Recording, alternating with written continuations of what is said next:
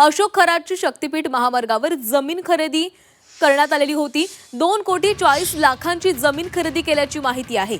उत्तर सोलापूर तालुक्यात कळमण गावात ही जमीन अशोक खरातने खरेदी केलेली होती। खरात आणि ललित पोफळची एकाच ठिकाणी जमीन खरेदी झाली असल्याचे अनेक व्यवहार समोर आलेले आहेत। खरात आणि ललित पोफळे यांना एकाच ठिकाणी जागा खरेदी केलेली होती, जमीन खरेदी केलेली होती। शक्तीपीठ महामार्गावर ही जमीन खरेदी करण्यात आलेली होती। 2,40,40,00,000ची जमीन खरेदी केल्याची माहिती समोर आली आहे। आणि या संदर्भात अधिक बोलूयात, आमचे प्रतिनिधी निलेश खरमरे आपल्यासोबत आहेत। निलेश, दिवसेंदिवस अशोक खरात संदर्भात नवनवी माहिती समोर येऊ लागलेली आहे। आता शक्तीपीठ महामार्गावर त्याने जमीन खरेदी केलेली होती आणि या जमिनीची किंमत जवळपास 2,40,00,000 इतकी होती।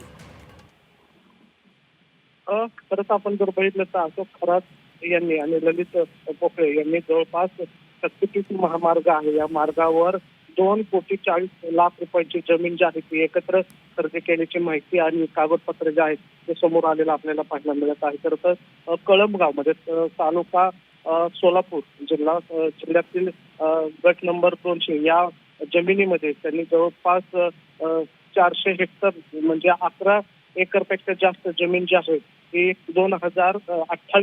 2024 मध्ये खरेदी केल्याची माहिती जी आहे ती समोर आलेली आपल्याला पाहायला मिळतात।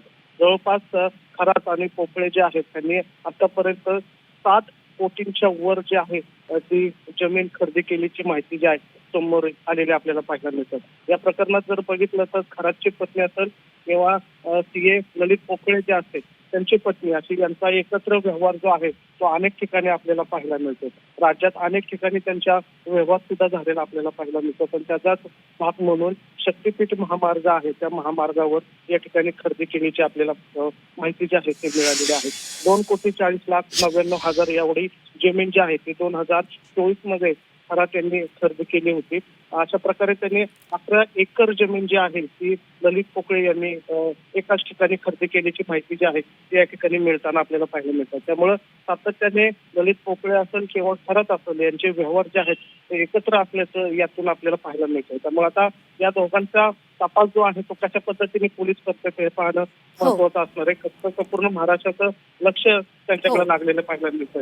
जळगाव मध्ये जर बघितलं आपण तर जवळपास 19 एकर खरेदी जमीन त्यांची या ठिकाणी केल्याची आपल्याला माहिती मिळते।